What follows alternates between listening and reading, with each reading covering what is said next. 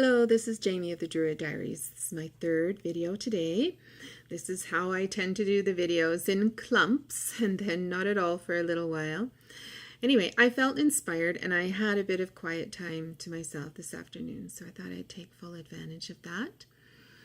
My first video that I made today, I touched on Kelpies, and I just want to talk a little bit more about Kelpies. I showed you my Pictish seahorses done in Raku, and we talked a little bit about that, being a bit of a cultural twist. I love Raku. It's a very old Japanese glazing technique, and I think it is spectacular, beautiful, simple, and alchemaic.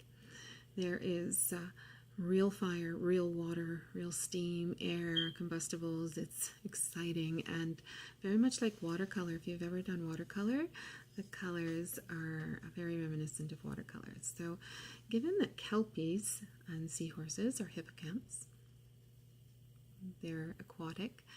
The seahorse doesn't come climbing onto land very often. I guess maybe it's not true hippocamp, but I wanted it in that group. Anyway, this is one of the Kelpies that I worked on. That was a Raku piece. And the waves around the bottom are resembling negative space. So what's under that curve is the water. So you can picture in your mind's eye that this Kelpie is actually in the water and rising up. And the reds and greens really speak to the Kelpie as predator, as an aquatic shapeshifter.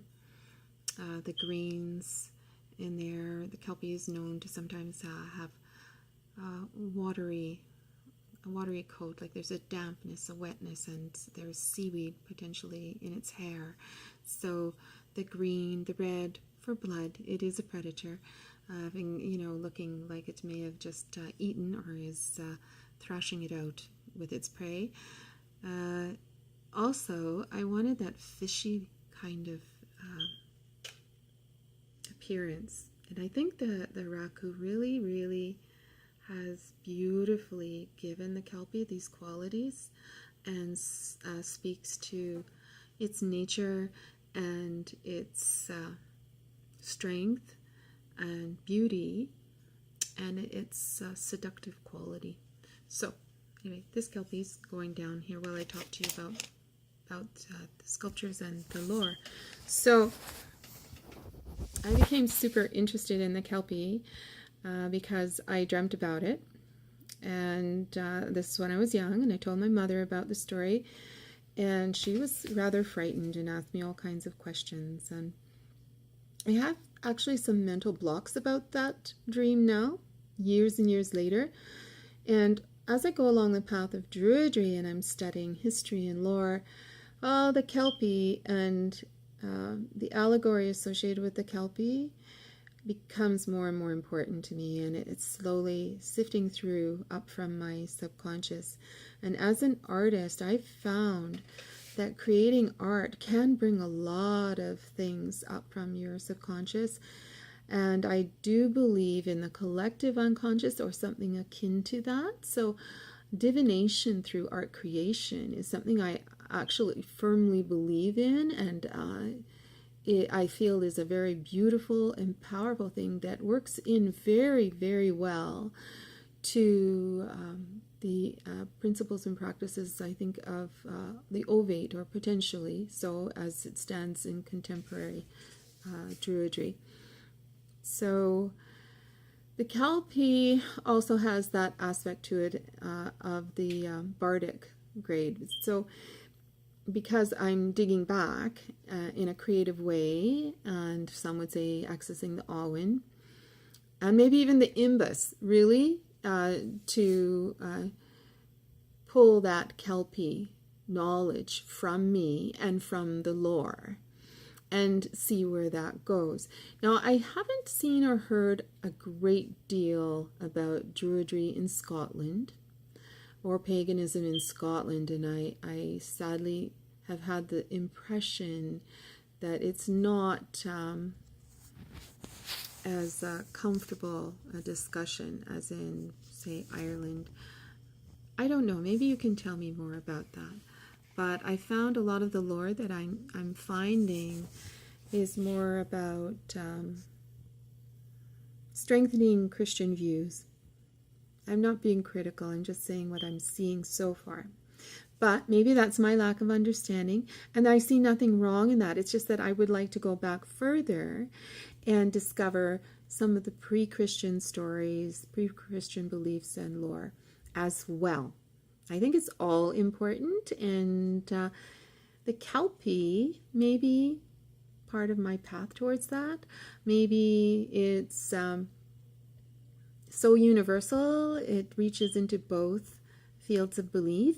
I don't know. I'm not entirely sure what it has to offer, but the kids are still playing outside, and it's awesome.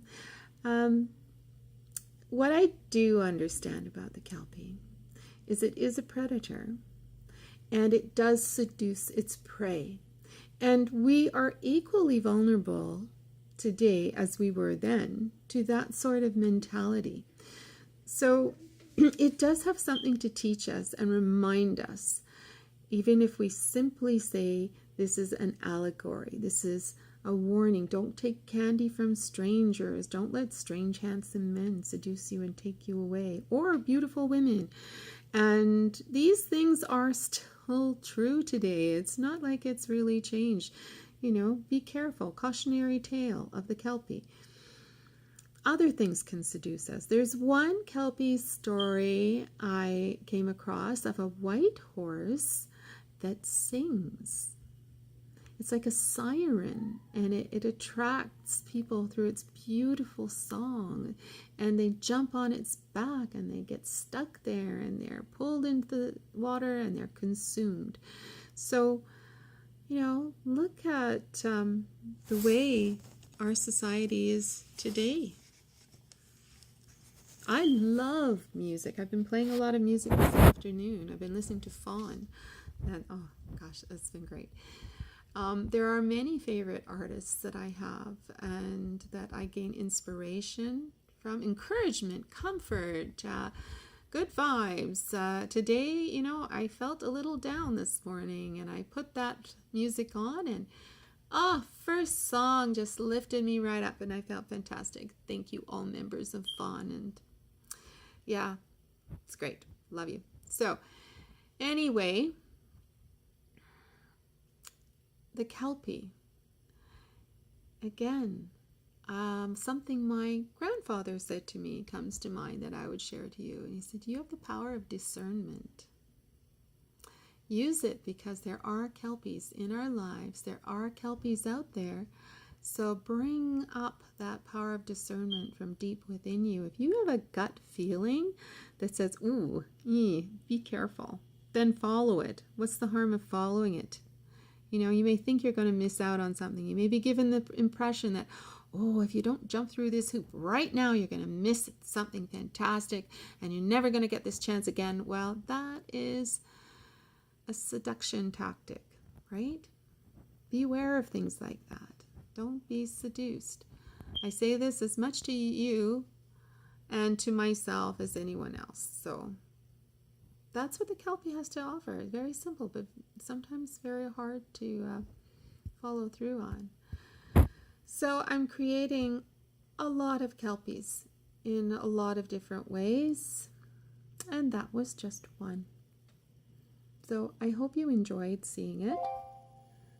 I think I'm actually succeeding in building into these Kelpies that very seductive quality, because I'm being told it's really hard to keep your hands off them. So we're also having some fun with this Kelpie thing.